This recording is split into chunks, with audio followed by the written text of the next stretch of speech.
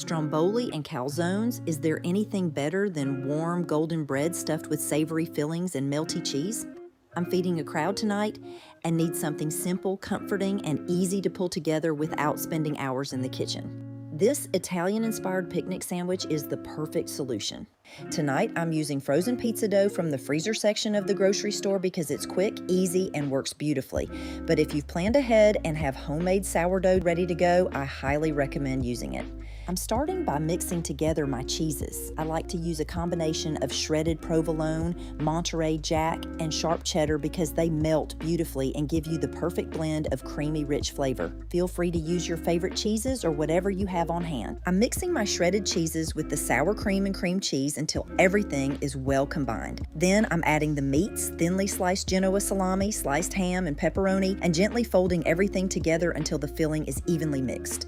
I'm also adding some chopped onions and bell peppers to the filling.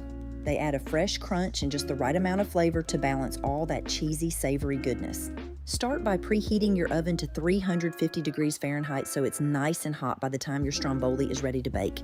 If you're working with frozen dough, make sure to give it plenty of time to thaw completely first. Once it's soft and workable, place it on a lightly floured surface and roll it out into about a 10 by 14 inch rectangle.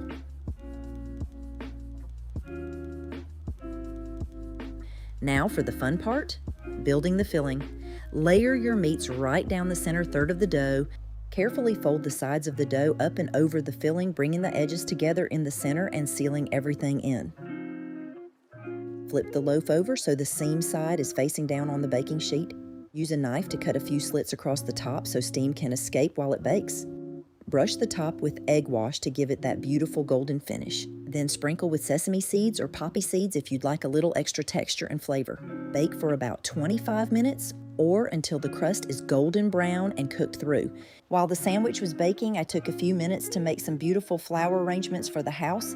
It's such a simple way to bring a little extra beauty indoors while dinner finishes in the oven. Once it comes out of the oven, let the stromboli cool on a rack for at least 10 minutes before slicing. Calzones typically have the tomato sauce poured over the top. I find that marinara makes the best dipping sauce for this sandwich.